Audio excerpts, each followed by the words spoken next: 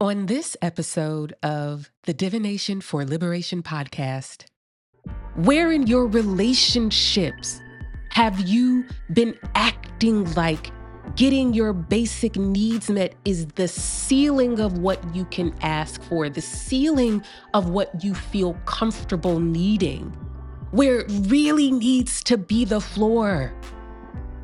Mayor Mabdani is not the ceiling, the penultimate, the peak. It is the floor. It is the baseline. But because we are all so conditioned to neglect that we see somebody having a little bit more than us, we see that as a reason why they should not ask for more. And instead, it should be a reason why do you feel entitled to so much less?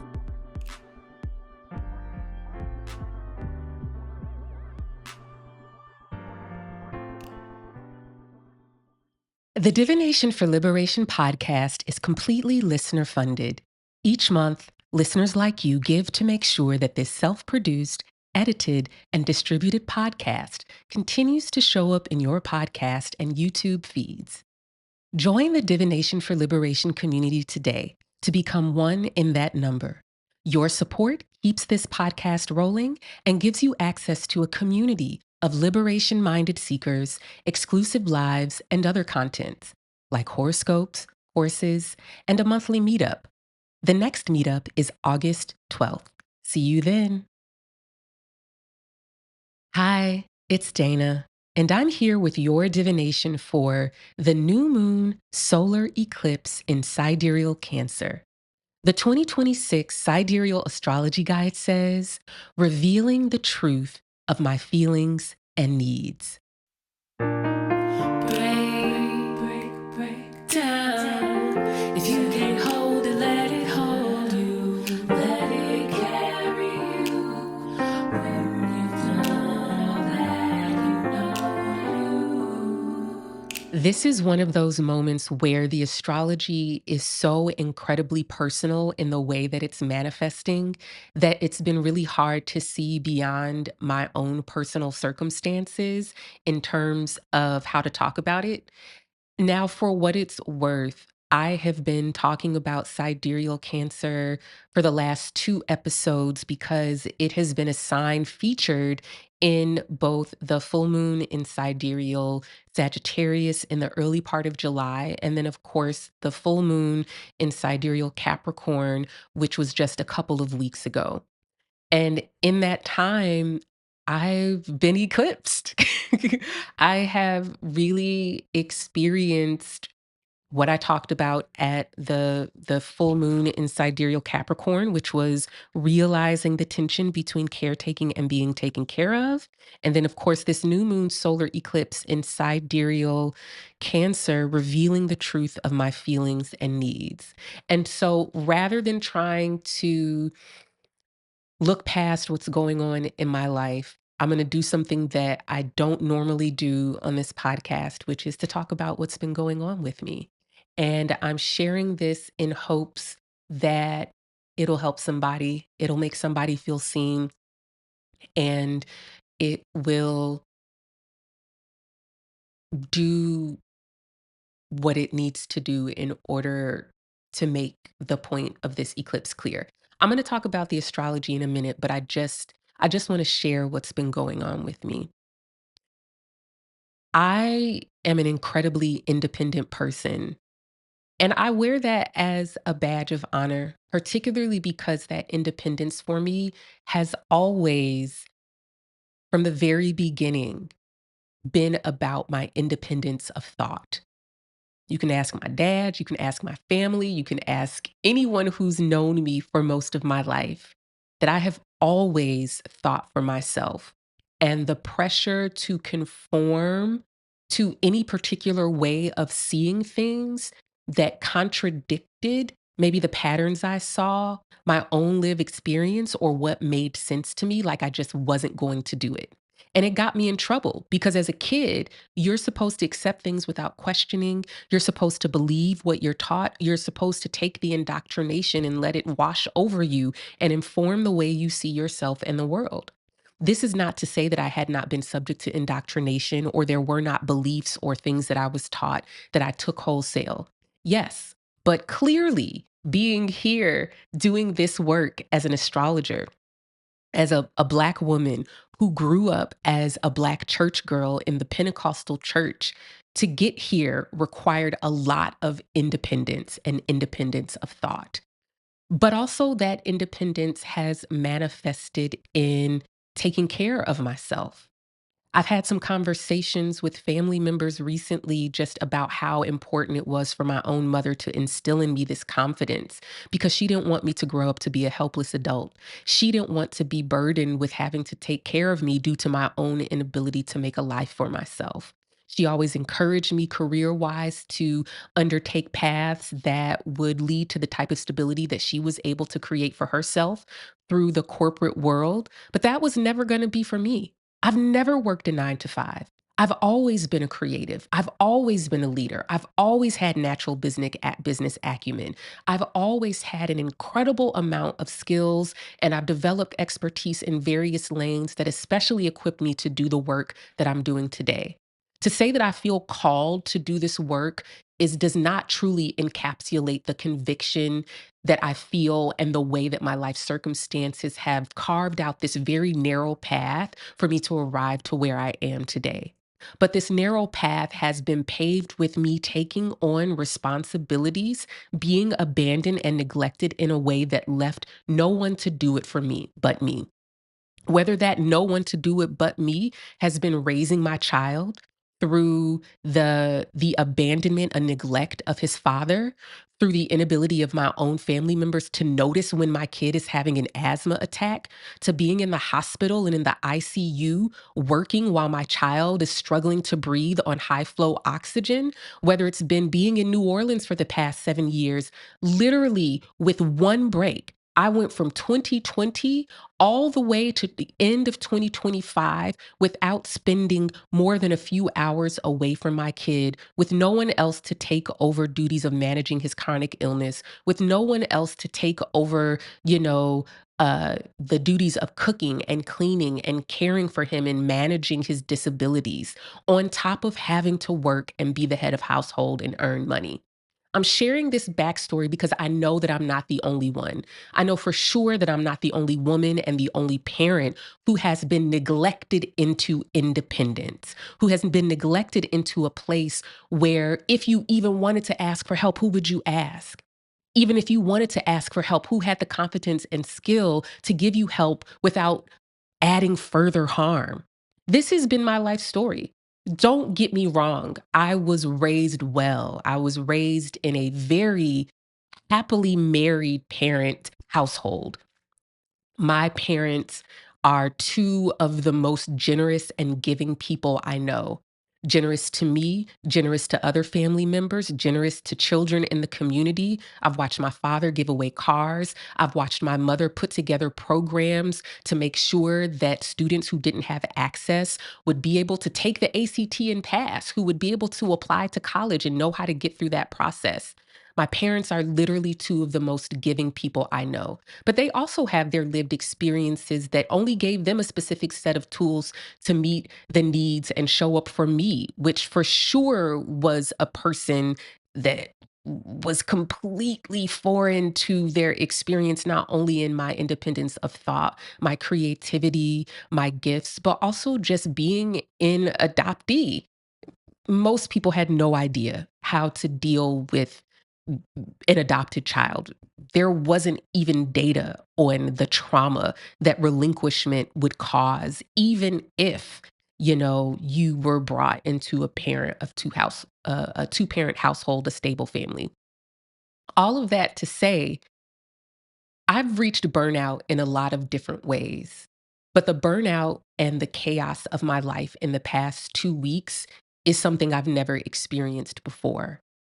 I was on the verge of blacking out in the middle of a reading, and I had to end it and go lay down, and it took me 3 days to really come to myself, triggered me into a POTS episode. I was dehydrated. I couldn't stand for a few minutes without feeling dizzy. Um, my business account got over withdrawn $6,000 due to unpaid sales taxes because I haven't been able to afford an accountant to take care of that for me. And I am being illegally evicted from my home. And this has all been so incredibly devastating to me. But one of the things that I understand about this moment for myself, and I think it relates to the collective experience of how we are arriving at this new moon solar eclipse in sidereal Cancer, is that some of us, unfortunately, have to be thrown into circumstances where you literally cannot work your way out of it.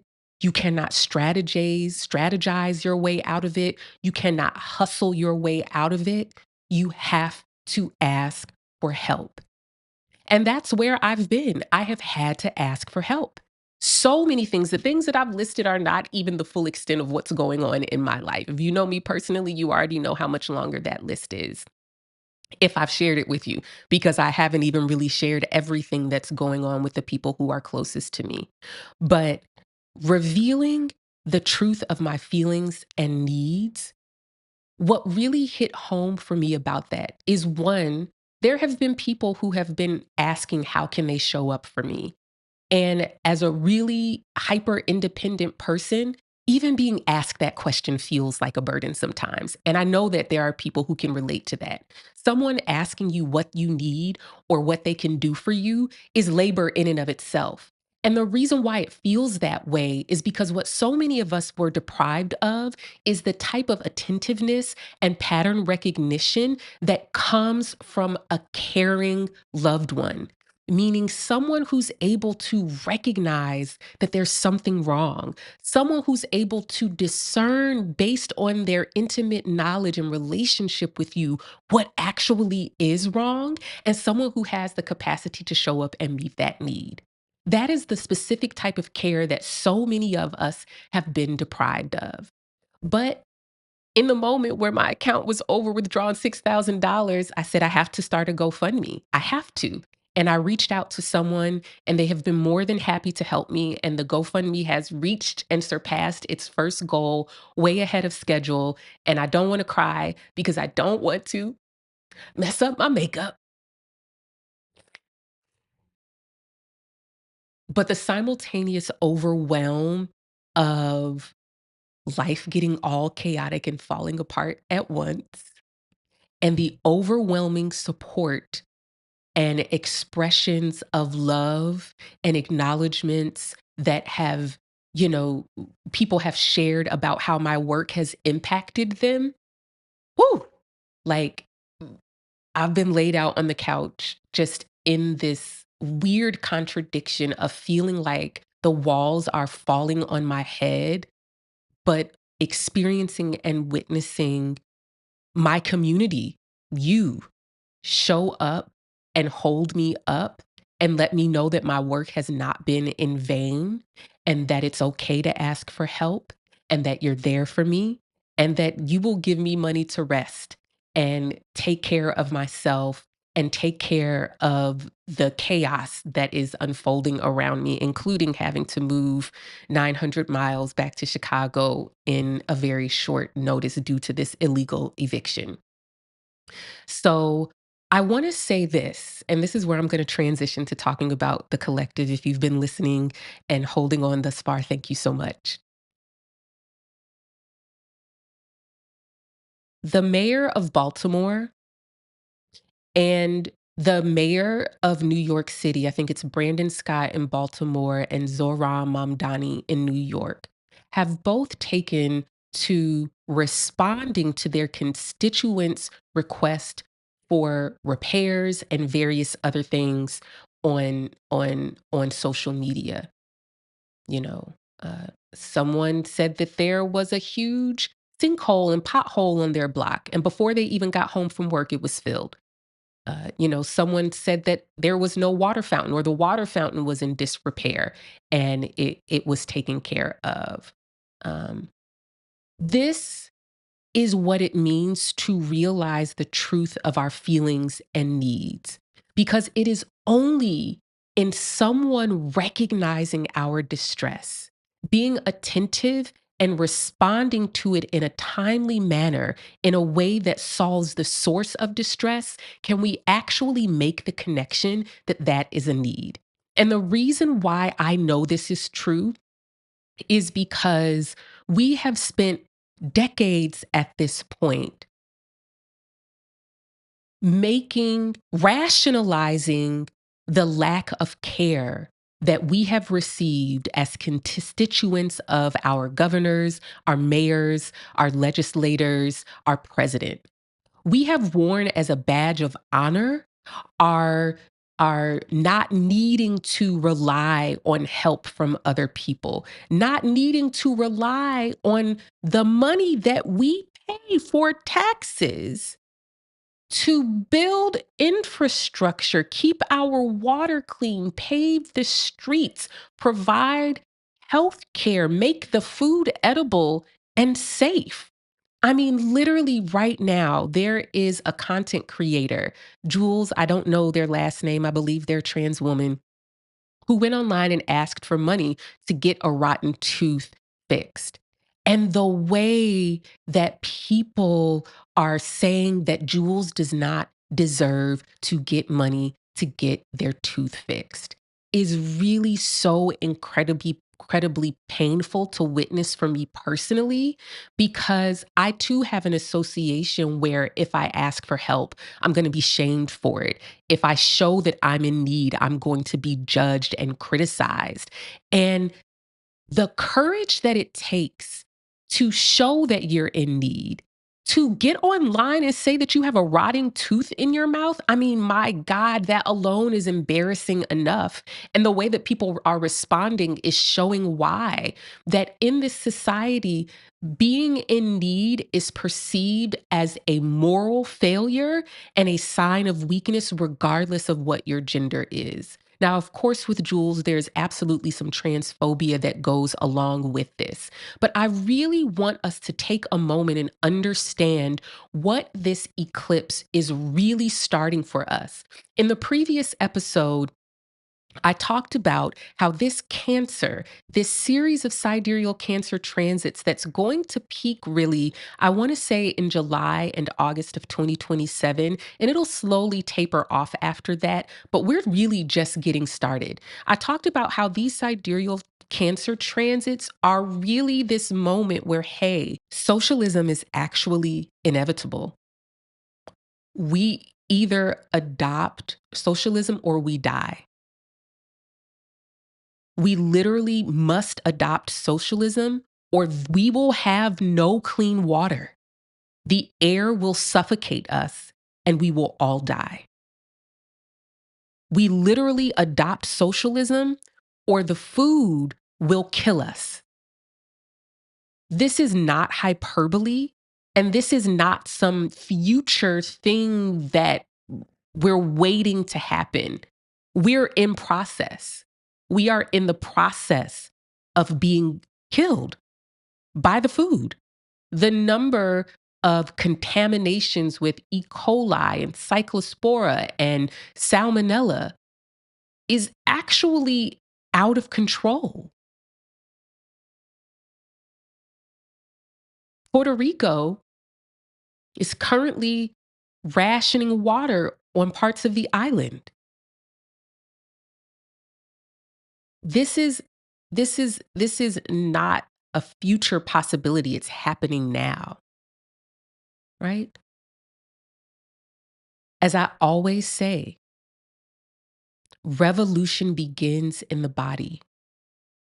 If you are looking for a sign, if you are looking for instructions on what to do, the instructions are in your body. The instructions are in your hunger pangs.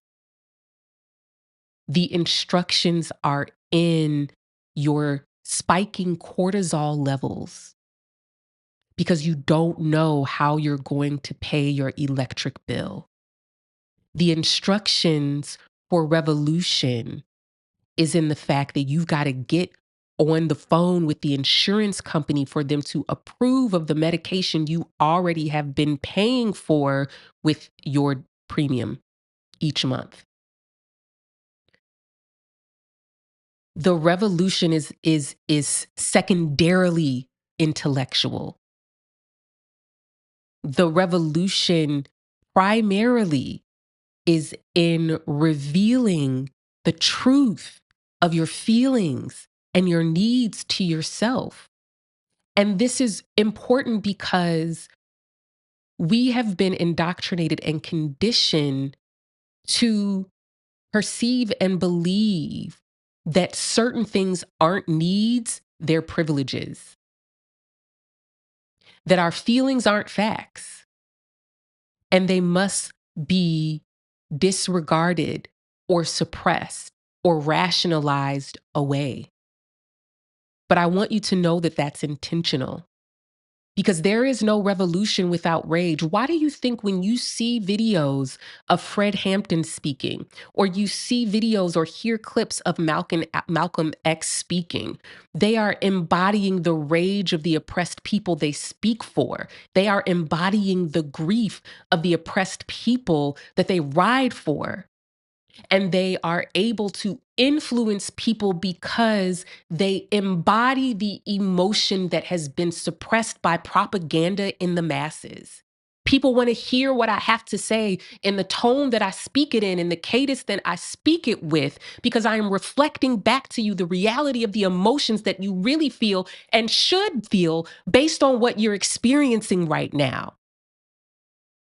I'm channeling and embodying for you the rage and the indignation and the grief and the sadness and the hurt and the pain that you're experiencing right now because you are counting your coins to feed yourself. Your health insurance premium is so expensive that you can only afford for one person in your household to have health insurance. And even though you have health insurance, you still can't afford to go to the doctor. Your electric bill is so incredibly high that you don't know how you're going to pay it.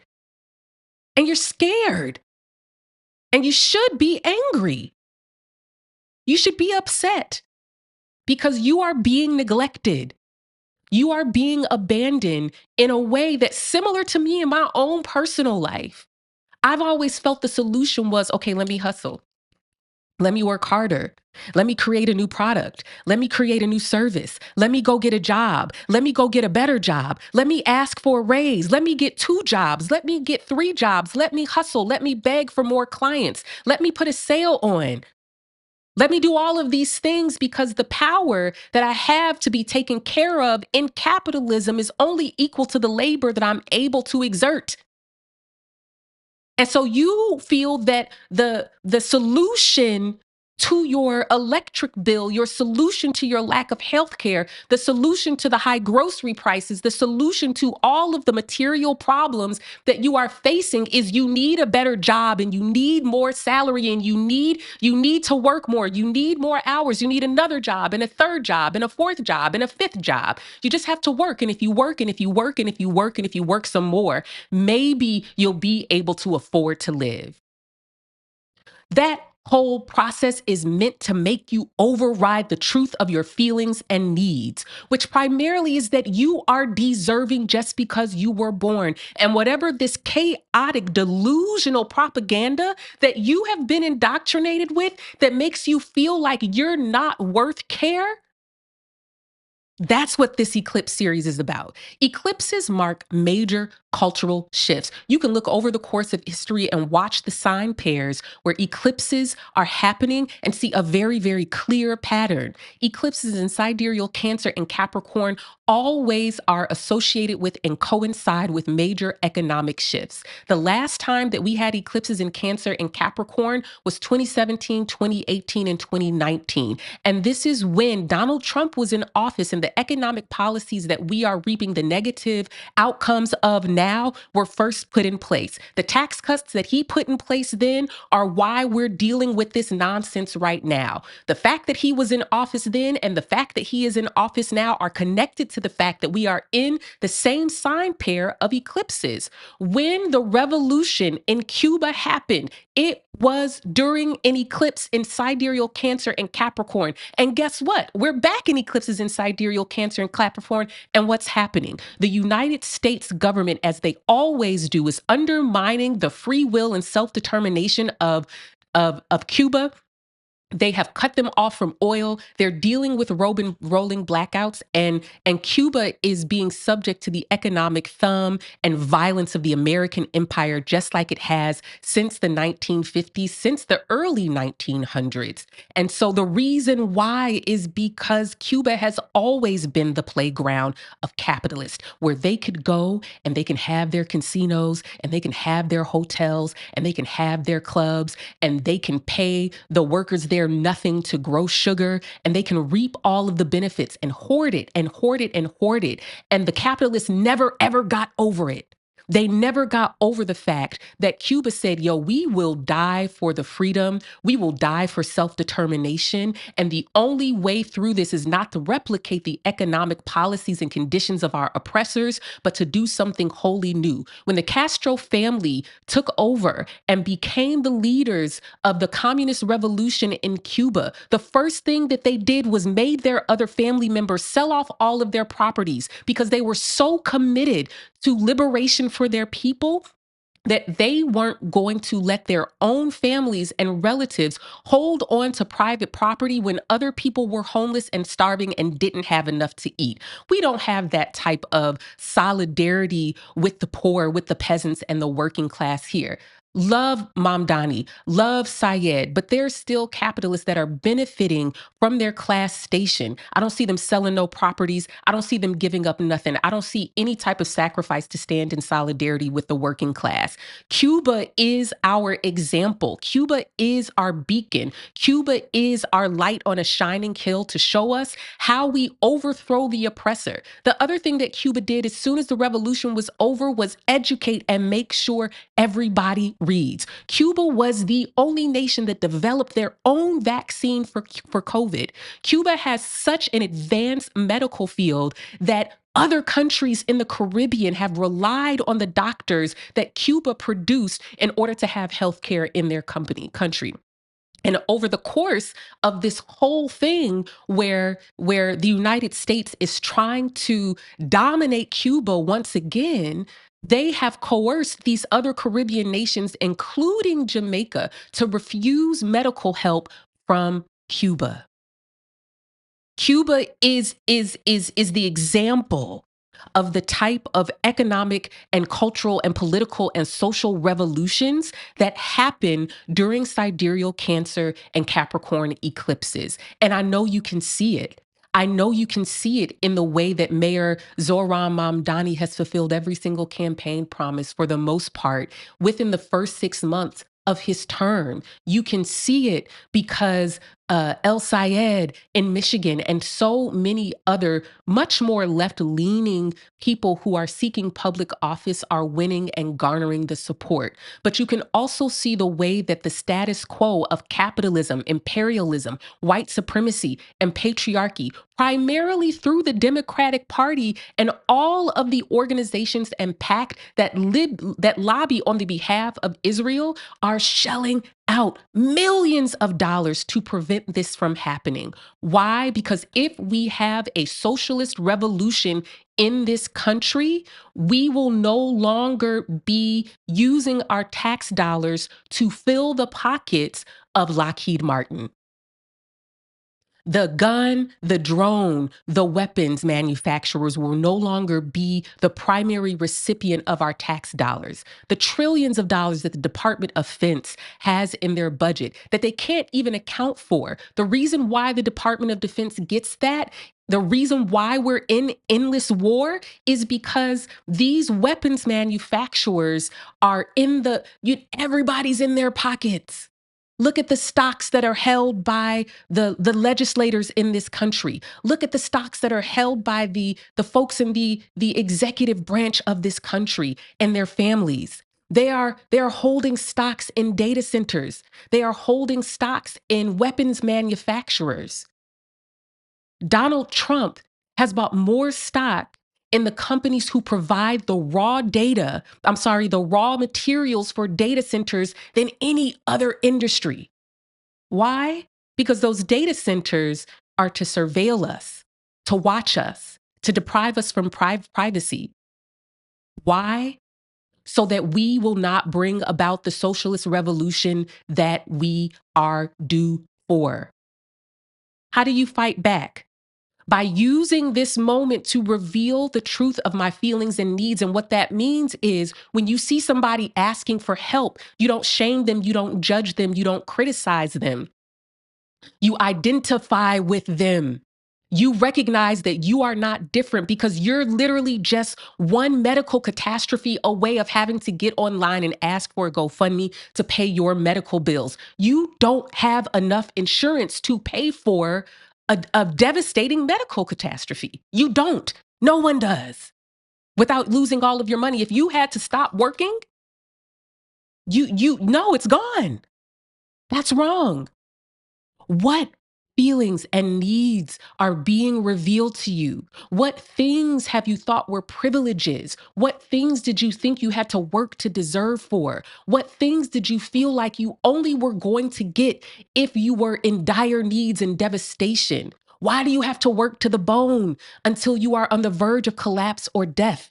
Before anyone is willing to help you, before you are perceived as deserving. If you go back to episode 29, which was for the full moon in Sidereal Sagittarius, let me see here. This was in June. Realizing my beliefs about being taken care of. That's what that was, right? And this has been playing out as an ongoing story and theme because Cancer continues to be the most active sign in the sky. The ideal of sidereal Cancer is to take my feelings and needs seriously, to have other people take my feelings and needs seriously. The work of the revolution and liberation in this moment is to take your feelings and needs seriously, no matter how little, no matter how inconsequential they may seem. This is not the time to conceal and maintain your composure. This is not the time to repress and figure out how to work with what you have. This is not the time to strategize and figure out how you can work harder. All of those things uphold empire. All of them. Every single one of them. This is the time for you to take your feelings and needs seriously. How can we bear witness to the political leadership that is happening in the city of New York right now as a way to illuminate that actually we are not asking for too much, we're not asking for enough? Let's pull some cards. There's a reframe available for you here. And that reframe looks like, I didn't lose my job. I was subjected to rejection and abandonment by an institution who helped me to take care of myself. Then I would look back in your life and say, are there other points in my life where I was rejected and neglected by people who were obligated to take care of me? It's time for Advice from the People's Oracle. Today, we have a request for advice from Lisa, who's writing in from Georgia. Lisa writes, Hi, Dana. Thank you for the work that you do. I have been learning more about myself through sidereal astrology, especially through your framework. I'm in need of a bit of career advice. I was recently let go from a job after nearly a year. Prior to this, I had been unemployed for 2 years. The job market is trash, so I decided to buckle down and start laying the groundwork as a freelance medical writer while putting out applications for roles that align with my interests and goals. I know entrepreneurship requires a certain level of boldness, but I'm struggling with the need for privacy, as well as my frustration and shame around my lack of employment. I haven't told anyone I lost my job. Your feedback is much appreciated. Thank you. Thank you for your request for advice, Lisa. I'm pleased to take a look at your chart and let you know what I see in terms of relevance to the issues that you're facing right now. I've received a lot of requests for advice around employment, and that's a sign of the times. The employment rate is skyrocketing, particularly for women in the workforce. People are being laid off in the thousands as these companies race to replace workers with AI. Of course, we know based on the data that many of these companies are regretting letting go of their workforce because AI cannot possibly do the work that humans do.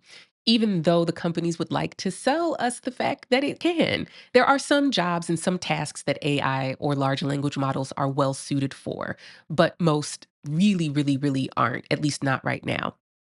So I hear you saying that you're experiencing a lot of shame around the fact that you've lost your job. And I want to identify a couple of things in your chart that might reflect experiences that lead you to feel shame under these circumstances. First is that you have a few placements in Sidereal Leo, including your rising sign. Think of your rising sign as like this embodied lived experience for you that shapes and determines the way that you relate to certain parts of yourself. And so the common experience that I've noticed with Sidereal Leo is lack of privacy from a very early age. Privacy can literally mean in this sense, having the door taken off your hinges or having your diary read or being watched in circumstances where you really should be left alone. More often than not, this lack of privacy looks like being told who you are and what the most important and valuable thing about you is before you have an opportunity to explore and get to know yourself. Or being told who you are not, being told how you look to other people, how other people will perceive you and judge you and scrutinize you before you have a chance to really develop a sense of self worth outside of the judgment of other people, including your parents. This Leo in your birth chart is tied together with a preponderance of placements in sidereal Libra. These sidereal Libra placements, along with the Capricorn placements, actually make you well suited for entrepreneurship. Remember, Leo is this sense that even if it's positive, you've been told who and what you are before you really had a chance to get to know yourself. And that identity is something that you've had to live up to and live into. And when you don't, you feel an inordinate amount of shame, like you have here now in your lack of employment and having lost a job. The Libra is really interesting because Libra is this sign of composure and strategy. And what it often means is that you're actually punished for overt expressions of emotions and desire. And you learn to conceal your needs, you learn to conceal what's really going on for you, such that it leaves you feeling like no one is noticing. And as a matter of fact, no one is noticing. And so this really sets you up in life for experiences of invisibility where you could be in deep distress and you're feeling emotionally the weight of what's going on in your body and in your life, but no one can notice. But the reason no one notices is that you've been kind of punished or ignored or neglected into ignoring yourself. And so in this situation, I just really want to point out people think the world runs on Mars and it really, really doesn't. You could be the best, you could be the fastest, you could be the hardest working, you could be the most talented, you could be the most skilled, and none of that equates to material stability, acknowledgement from institutions, and a job. It doesn't manifest. Even in sports, you could be the biggest, baddest, best, and fastest. And none of that means that you're going to land in a place where you're acknowledged and validated for your talent. The world actually runs on Venus, and Venus is our connections. Venus is our capacity to conform to the status quo. And that conforming often isn't something that everybody can do. Not everyone can make, you know, people and places feel like you belong. Some people have been given names that alert places that, they are a foreigner or they're not white or they're not male. Some people have physical appearances that make people judge them before they even have a chance to show what they're capable of and what they know. Right. So I'm saying this because I understand that this Libra has really led to some hardships in your life where in this moment you could really use some support and recognize that maybe this is not a situation where it's a lack of strategy or it's a lack of effort or a lack of discipline or determination. It's really a lack of support. It's a lack of emotional care. It's a lack of emotional attentiveness. I want to applaud you in this moment for naming and recognizing and sitting with the shame that you have around unemployment. And I also want to connect that shame to the way that maybe you have been conditioned to identify your self worth and to perceive yourself through the eyes of this fact that you are your ability to maintain composure under immense pressure. You are your ability to conceal how you really feel and keep a straight face, even though you may be feeling crushed. This is the moment for you to take off the mask. And I mean that in a lot of different ways. I would ask yourself, I would say, hey, Lisa, in what ways have I been conditioned to conceal my distress and to feel an inordinate amount of shame when I am in a state of need? There's a reframe available for you here. And that reframe looks like I didn't lose my job. I was subjected to rejection and abandonment by an institution who helped me to take care of myself. Then I would look back in your life and say, are there other points in my life where I was rejected and neglected by people who were obligated to take care of me? How did I respond? What tools did I have available to deal with that? How am I still relying on those tools in this moment when maybe there actually are people around who would love me and support me and take care of me and have grace for me? I think that's all I have for you today. Thank you so much for writing in, Lisa. If you would like to receive advice from the People's Oracle, go down to the description. There's a link there where you fill out a form and you can ask for advice from me. And maybe on the next episode, you'll be the one receiving advice from the People's Oracle.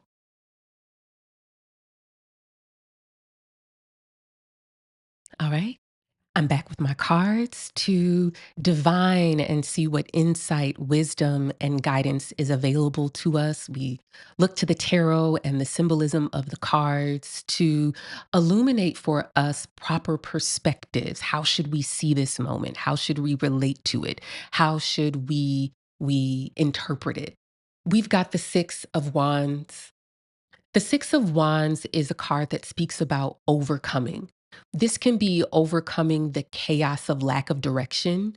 This can be overcoming the lack of clear intention. This can be overcoming the lack of clarity around how to move.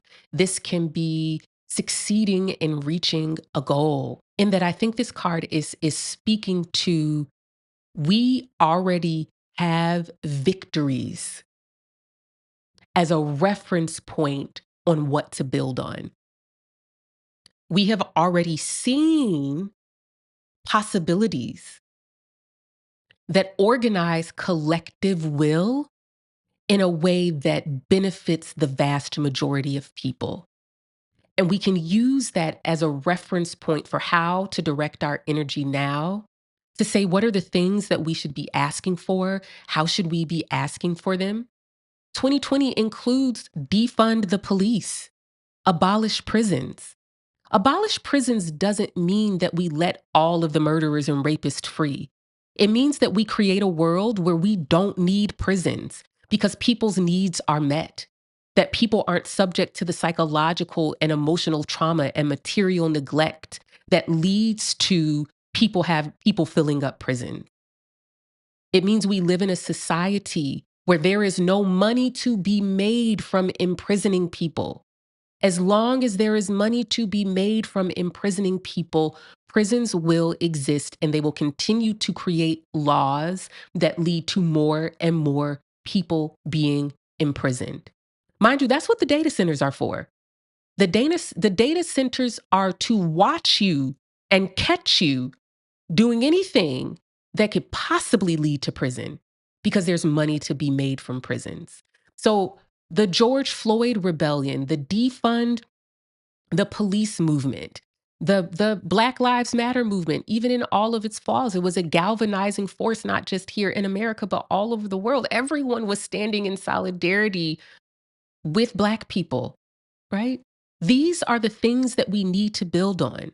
We need to look to New York and we need to look to Baltimore. We need to look to Chicago and Illinois. But I bring that up because the Six of Wands is really saying, like, hey, you have some victories to recognize. You have some victories to build on. In your personal life, there are times when people have showed up for you, even if it was just in one instance. Your nervous system has a reference point for the type of attentive care that you need to carry you through now. This is a moment to reflect on those moments as victories, as reference points that you can use. How do I get back to that place? How do I get back to that place emotionally where I feel the entitlement to receive care? Go back to the previous episode, episode 30, where I said it's good to be entitled because that's still work that's carrying us through now. Okay, we've got the moon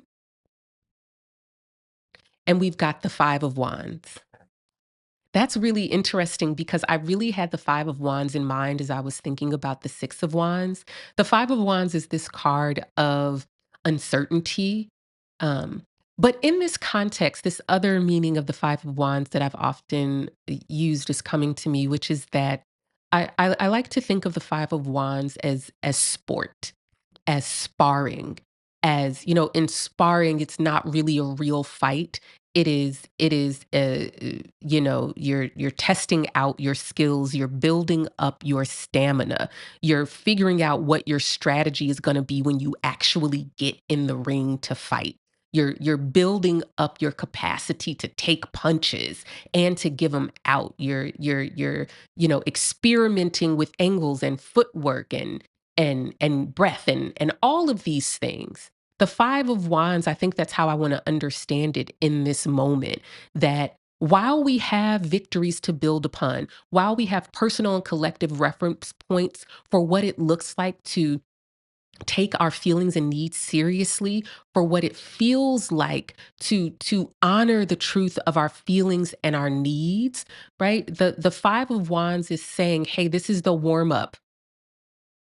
This is our sparring moment, that you're overcoming the internal indoctrination and orientation of your nervous system that makes you feel shame in the face of need, that makes you recoil and conceal in the moments of distress, that makes you hide, you know, in these moments where your life is falling apart, right?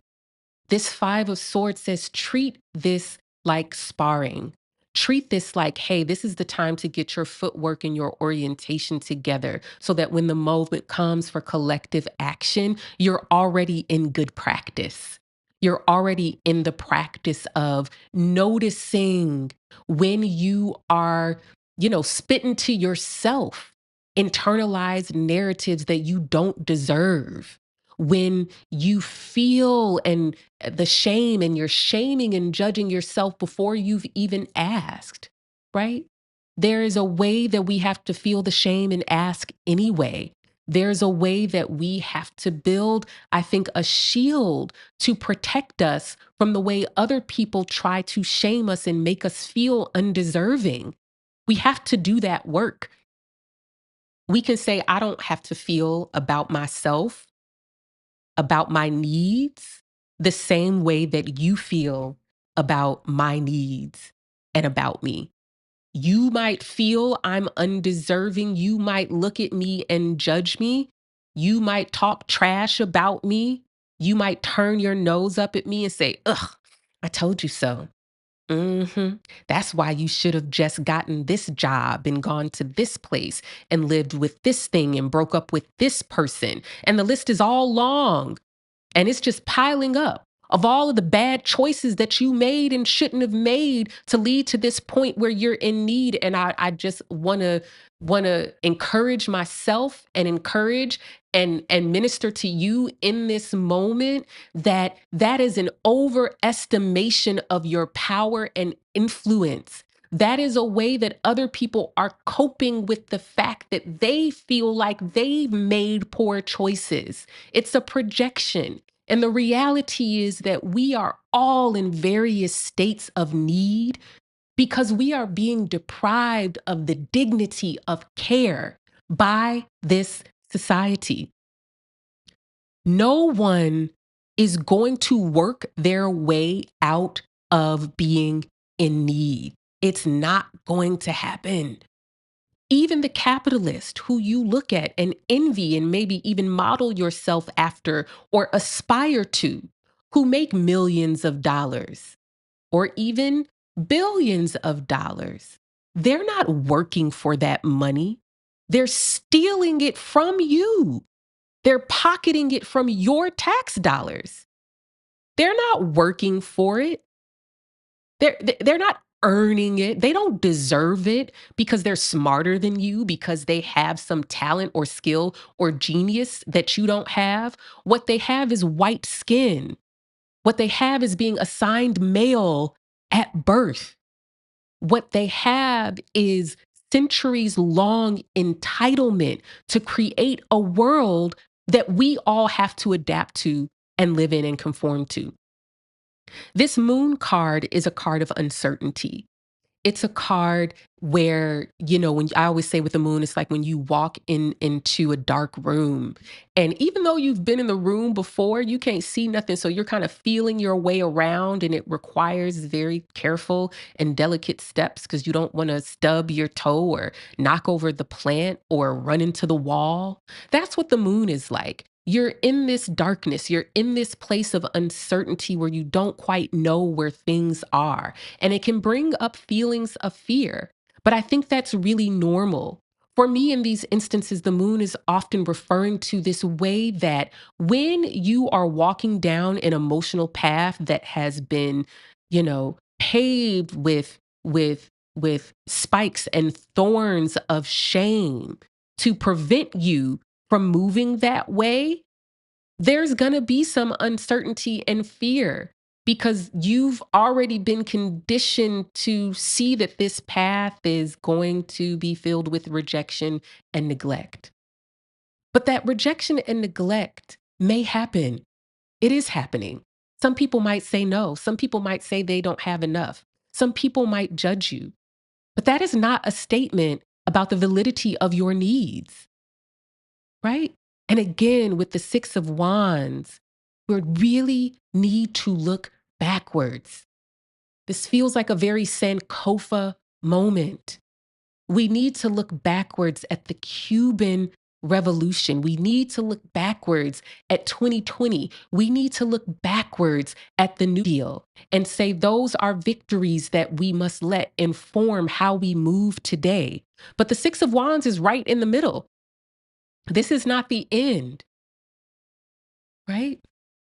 Those things are not the ceiling for what we're entitled to. They're the floor of what we're entitled to.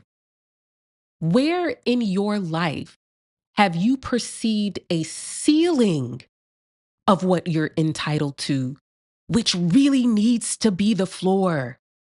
Where in your relationships have you been acting like getting your basic needs met is the ceiling of what you can ask for, the ceiling of what you feel comfortable needing, where it really needs to be the floor? Mayor Mamdani is not the ceiling, the penultimate, the peak. It is the floor. It is the baseline. Being able to get your rotten teeth fixed is not the ceiling, it's the floor. Having the means to house your entire family in the building, shout out to Jules for the so demure. That is not the ceiling, that is the floor. But because we are all so conditioned to neglect that we see somebody having a little bit more than us, we see that as a reason why they should not ask for more. And instead, it should be a reason why do you feel entitled to so much less?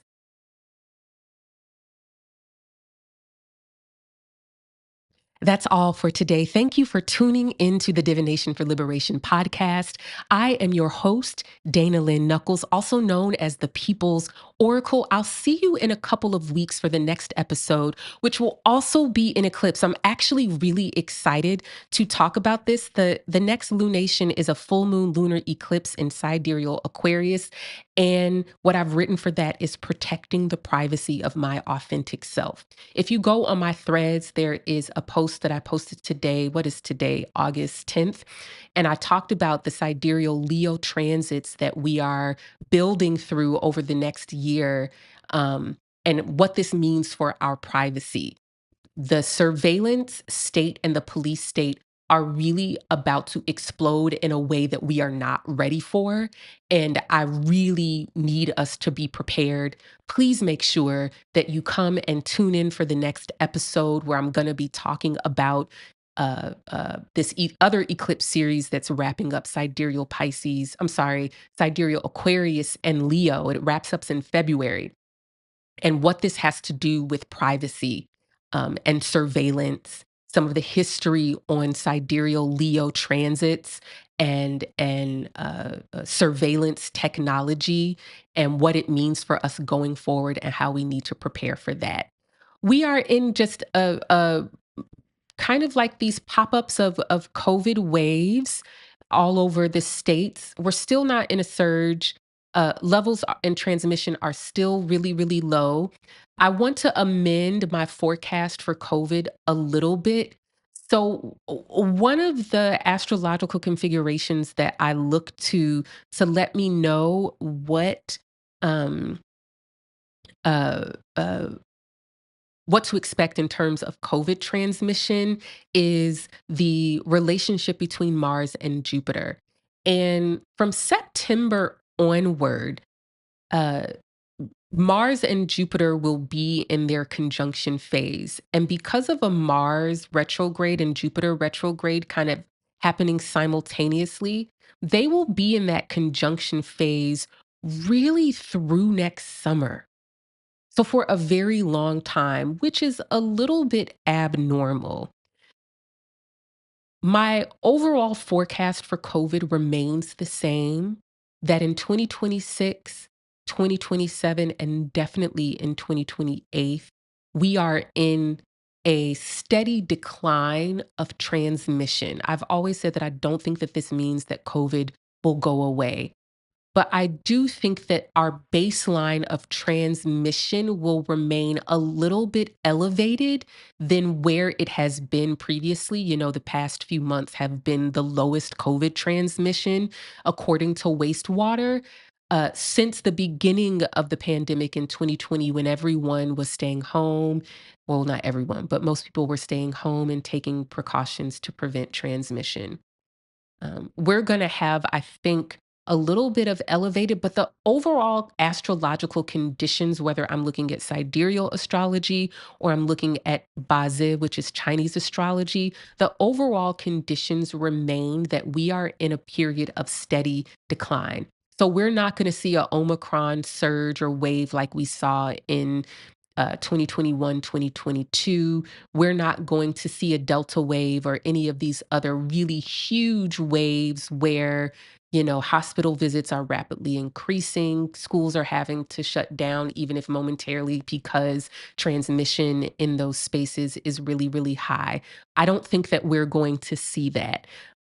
My main concern of a time period is November through January, February, uh, just because it's mirroring some of the astrology that we experienced in the earlier years of the pandemic.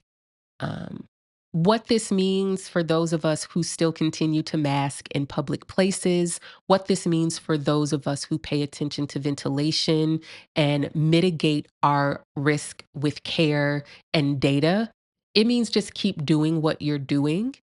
For everyone else, particularly if you live in California, if you live in Texas, Central Texas, Southeast Texas, Southwest Louisiana, there is, you know, relatively low COVID transmission going right now, but it's elevated from where we've been. And so when you start hearing loved ones talk about them being sick, you need to consider the possibility that it's COVID and you need to mask and you need to protect your loved ones and yourself because COVID is still disabling people. It's still giving people long COVID. It's still causing heart failure and heart disease and embolisms and early onset dementia. It's still destroying T cells and it's still, causing cancer rates in younger and younger people to skyrocket. Um, that's all I have for today. This has been a really long episode, but sometimes that's what it takes. And I think that's what it takes at this time. Continue to take care of yourself, and I'll see you soon. Bye.